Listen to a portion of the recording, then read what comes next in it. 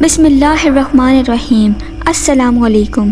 کہانی کی دنیا کو سننے والے ہمارے پیارے دوستوں کو کہانی کی دنیا میں خوش آمدید۔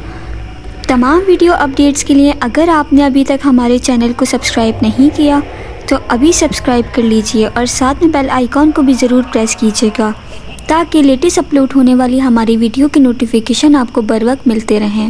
تو آئیے سنتے ہیں آج کی ویڈیو میں ایک خوفناک سنسنی خیز دل دہلا دینے والی کہانی۔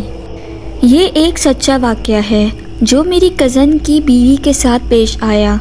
وہ بتاتی ہیں کہ میری بہن کی شادی تھی اور مجھے ضروری گاؤں جانا تھا۔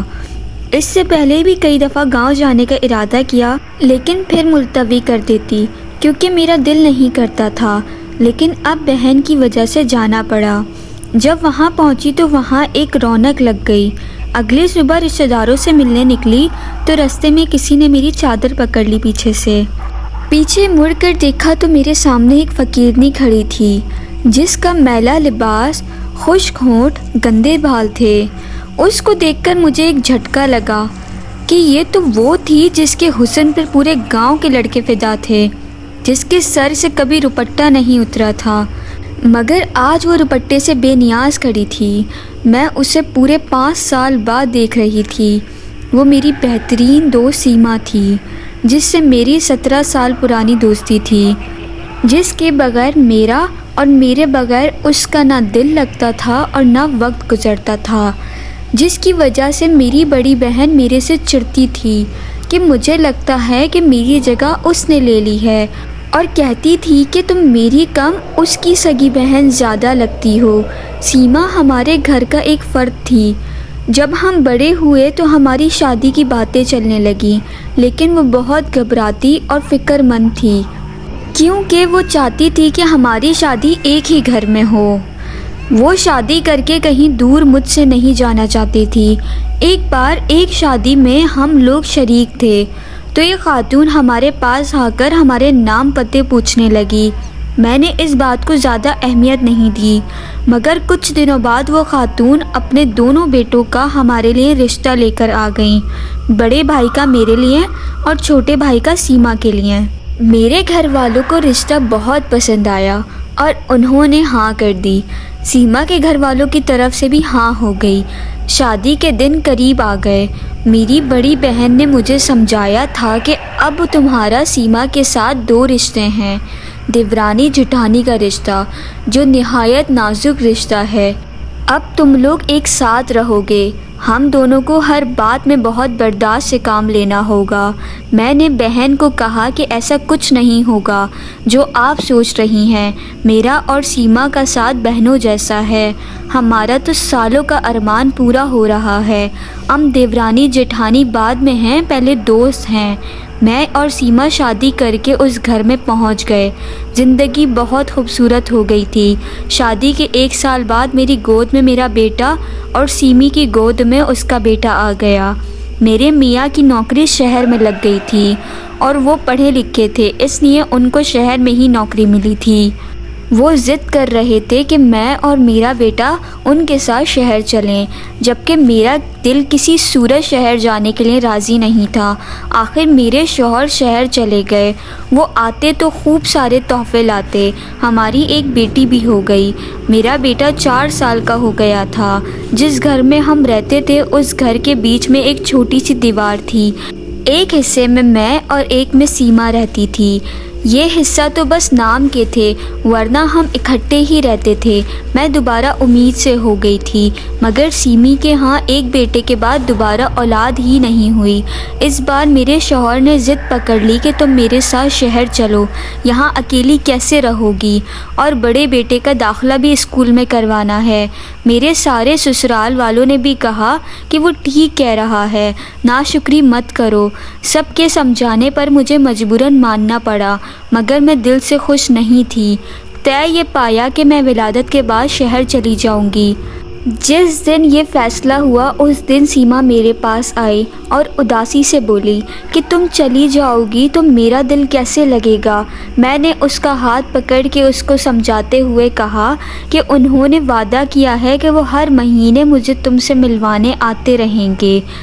اس نے کہا کہ میں تم کو بہت یاد کروں گی۔ میں نے کہا کہ شہر کون سا دور ہے، تم مجھ سے ملنے آ جایا کرنا، میں بھی آ جایا کروں گی۔ پھر وہ میرے گلے لگ گئی۔ ہم دونوں بہت ہی اداس تھے۔ کچھ وقت گزرا، میرے ہاں میرے چھوٹے بیٹے کی ولادت ہوئی۔ سرخ سفید بڑی بڑی آنکھوں والا بچہ سب کو بہت پیارا تھا۔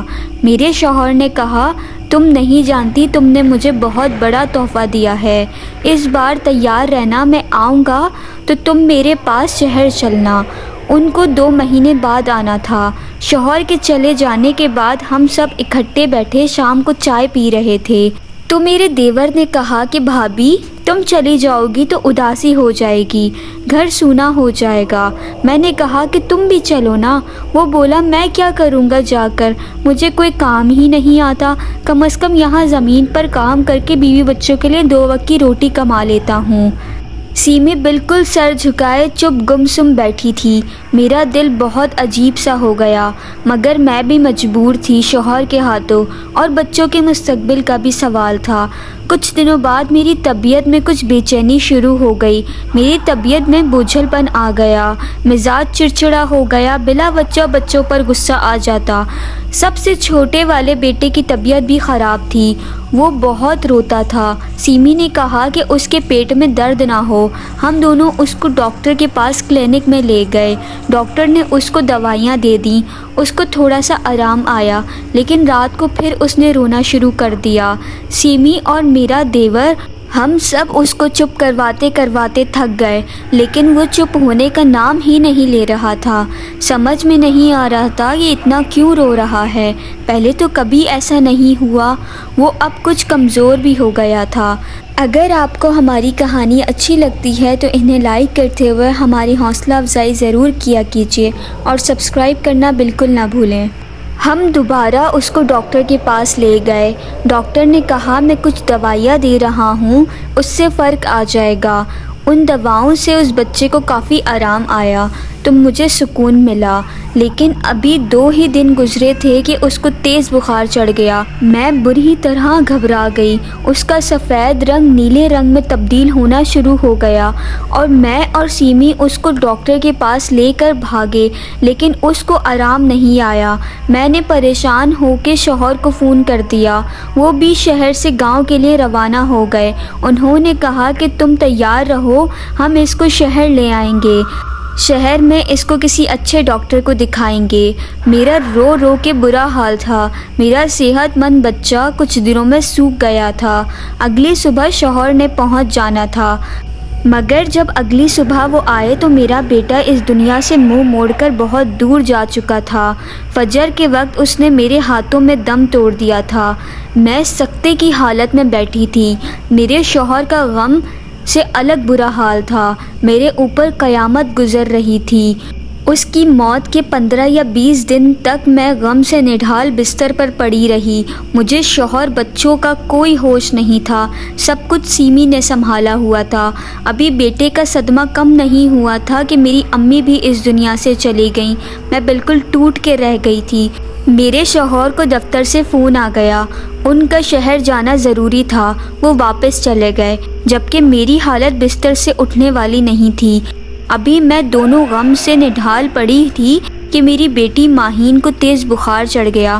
اس کا بخار بڑھتا جا رہا تھا، میں بدحواس ہو کر رہ گئی۔ میں اپنے ایک بیٹے کو کھو چکی تھی، اب مجھ میں مزید غم اٹھانے کی سکت نہیں تھی۔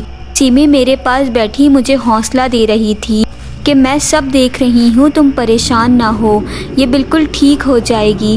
میں نے کہا، میں تمہارا بہت احسان مند رہوں گی، جس طرح تم میرا اور میرے بچوں کا خیال رکھ رہی ہو۔ مجھے اتنی کمزوری ہو چکی تھی کہ مجھ سے بولا نہیں جا رہا تھا، مگر سیمی میرا اور میرے بچوں کا بہت خیال رکھ رہی تھی، ہم لوگوں کی بہت دیکھ بھال کر رہی تھی۔ دن رات ہمارے لیے بھاگ بھاگ کر کام کرتی رہتی تھی۔ رات وہ ہمارے پاس رہتی تھی اور وہ زبردستی کھانا کھلا کر دوائی دے کر مجھے اور بچوں کو سلا کر جاتی تھی۔ ایک دن آدھی رات کو پیاس کی شدت سے میری آنکھ کھلی، مگر میری اتنی ہمت نہیں ہوئی کہ میں بستر سے اٹھ سکوں۔ میرے کمرے کا دروازہ کھلا ہوا تھا۔ میری نظر کمرے سے باہر گئی جہاں مجھے کسی کا سایہ نظر آیا۔ میرے کمرے سے باہر صحن نظر آتا تھا، وہ سایہ جھکا ہوا میرے صحن کی مٹی کھود رہا تھا۔ میں غنودگی اور کمزوری میں یہ سب دیکھ رہی تھی، اور یہ سب دیکھتے دیکھتے میں دوبارہ سو گئی۔ جب صبح میری آنکھ کھلی، وقت پر نگاہ پڑتے میں دھک سے رہ گئی۔ دوپہر کے 3 بجے تھے۔ میں نے سوچا میں اتنی دیر تک سوتی رہی ہوں۔ میں نے اپنے برابر میں لیٹے دونوں بچوں کو دیکھا جو بے خبر سو رہے تھے۔ میری بیٹی ماہین کو ابھی بھی بخار تھا، اس لیے سیما نے بھی مجھے نہیں جگایا۔ میں اٹھنے کی کوشش کرنے لگی کہ اچانک مجھے قریب سے کسی کے رونے کی آواز پر میں گھبرا گئی۔ میں نے سوچا کہ یہ تو سیمی کی آواز ہے۔ میں دیوار کا سہارا لیتے آہستہ آہستہ قدموں سے اس کی طرف آئی۔ سیما اپنے بیٹے کو گود میں لیے ہوئے برے طریقے سے بس روتی چلی جا رہی تھی۔ اس کے بیٹے کے پیر ہاتھ مڑے ہوئے تھے اور اس کی سانس بہت تیز تھی۔ میں اس کی حالت دیکھ کر ڈر گئی۔ میں نے کہا، کیا ہو گیا سیمی؟ میرے دیور نے غمگین آواز میں کہا، پتہ نہیں بھابھی کیا ہو گیا۔ صبح اٹھتے ہی آپ کے کمرے میں آیا کہ بچوں کے ساتھ کھیل سکے، مگر آپ سب سو رہے تھے۔ یہ باہر جا کر بچوں کے ساتھ کھیلنے لگا۔ کھیلتے کھیلتے اچانک بے ہوش ہو گیا۔ ڈاکٹر کو ابھی دکھا کے لائے تھے، اچانک یہ حالت ہو گئی۔ سیمی کی حالت بہت ابتر تھی کیونکہ وہ اس کا اکلوتا بیٹا تھا اور اس کی اپنے بیٹے میں جان بسی ہوئی تھی۔ میں نے کہا، تم لوگ پریشان نہ ہو، میں ان سے بات کرتی ہوں۔ میں نے اپنے شوہر کا نام لیا، تم دونوں اس کو لے کر شہر نکلو، وہ کسی اچھے ڈاکٹر کو دکھائیں گے۔ اندر سے میں بھی پریشان ہو گئی تھی۔ میں نہیں چاہتی تھی کہ سیمی کسی ایسے کرب سے گزرے جس سے میں گزری ہوں۔ اگلی صبح بس کی ٹکٹ ہو گئی۔ میں اپنے خراب طبیعت کے ساتھ، دکھتے بدن اور چکراتے سر کے ساتھ اپنے بچوں اور سیمی کو سنبھال رہی تھی، مگر اگلی صبح جانے کی نوبت ہی نہیں آئی۔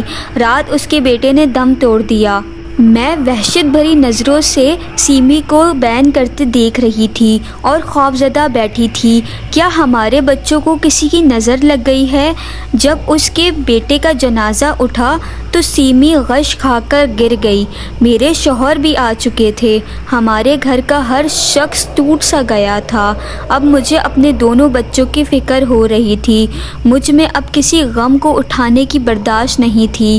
میرے شوہر اور دیور شاہ صاحب کو لے کر ہمارے گھر آ گئے۔ میں نے جلدی سے دوپٹہ لے کر نقاب کر لیا۔ وہ تعزیت کے لیے آئے تھے۔ شاہ صاحب ہماری مسجد کے بڑے تھے اور ساتھ ہی ان کا حجرہ تھا۔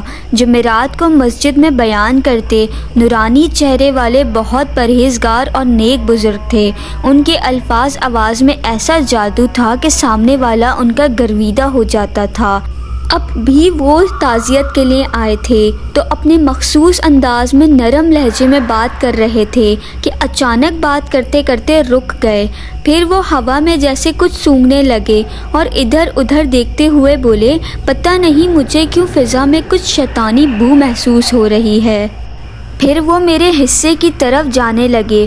وہاں پہنچ کر وہ میرے کمرے کے باہر صحن میں بنے کچھ کچے فرش کے پاس ٹھہر گئے۔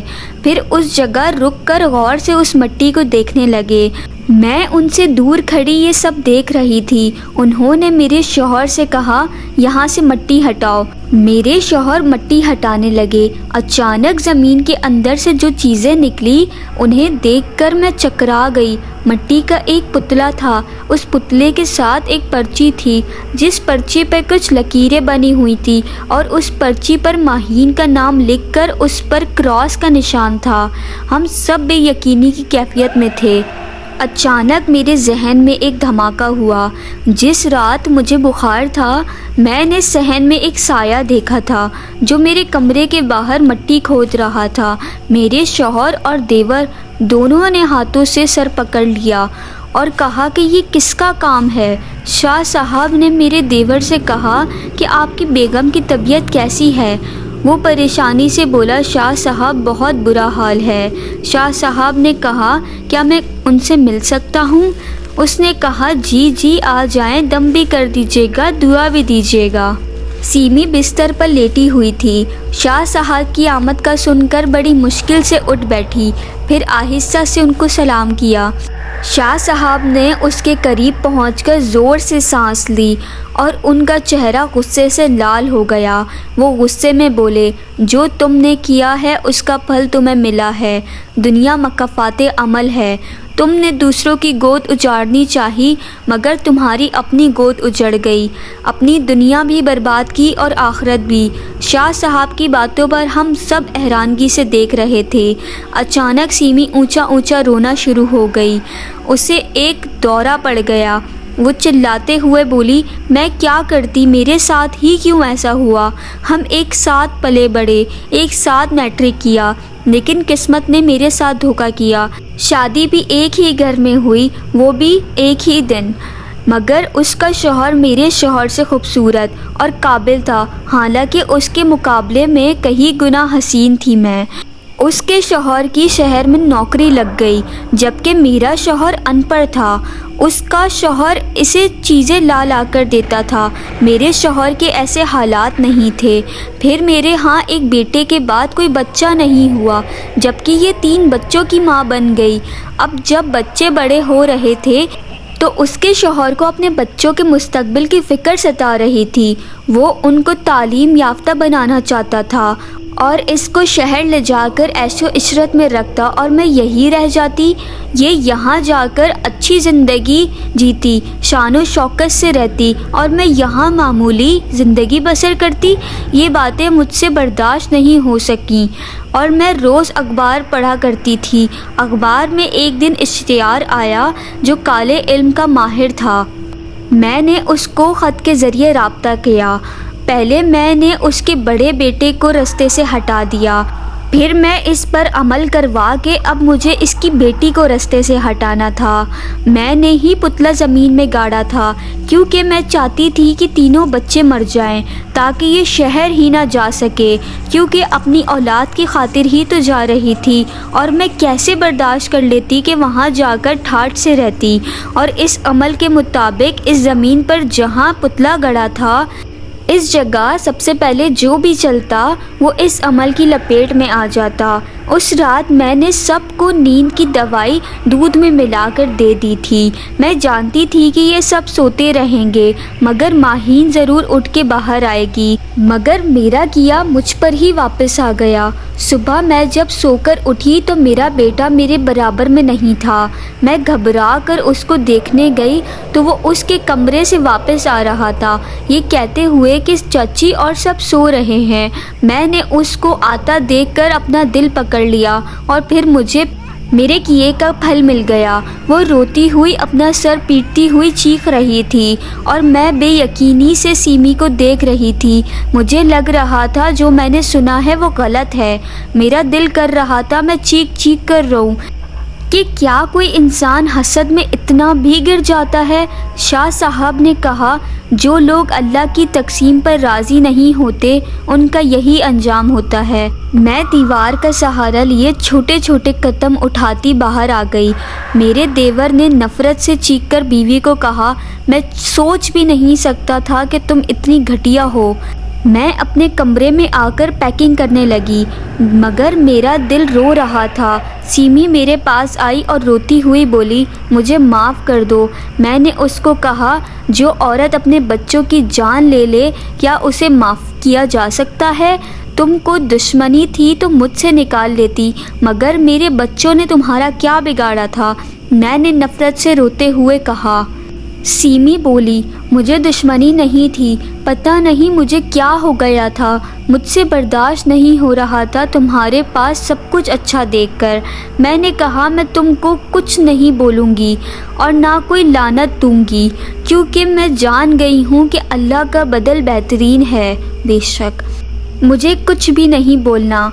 और मैं उसको बग़ैर देखे अपने शौहर और बच्चों के साथ उस घर से ही नहीं बल्कि उसकी ज़िंदगी से और गांव से भी निकल गई। मेरे देवर ने उसको तलाक दे दी। अपने बेटे की मौत پھر طلاق کے بعد اس کا دماغی توازن بالکل الٹ چکا تھا اور اب وہ گاؤں کی گلیوں میں بکھرے بالوں سے بدحال بنی پھرتی تھی۔ میں دوبارہ پلٹ کر گاؤں نہیں گئی، لیکن اب 5 سال بعد جب میں واپس گئی تو اس نے میری چادر پکڑ لی، مگر میں اپنی چادر اپنے ہاتھوں سے چھڑوا کر اس کو نظر انداز کرتی آگے بڑھ گئی۔ تو آپ کو یہ کہانی کیسی لگی؟ کامنٹ سیکشن میں اپنی رائے ضرور دیں، اور آپ پر یا آپ کے کسی بھی عزیز پر حقیقت پہ مبنی کوئی انٹرسٹنگ واقعہ گزرا ہو تو ڈسکرپشن میں دیے گئے ای میل پہ رابطہ کر کے اپنا واقعہ مجھ سے ضرور شیئر کریں، تاکہ میں آپ لوگوں کے لیے ایسی ہی انٹرسٹنگ ویڈیوز لا سکوں۔ کیا پتہ اگلی کہانی آپ کی ہو۔ تو پھر ملاقات ہوتی ہے ایک نئی ویڈیو میں، تب تک اپنا اور اپنے عزیزوں کا بہت سارا خیال رکھیں۔ فی امان اللہ۔ اللہ حافظ۔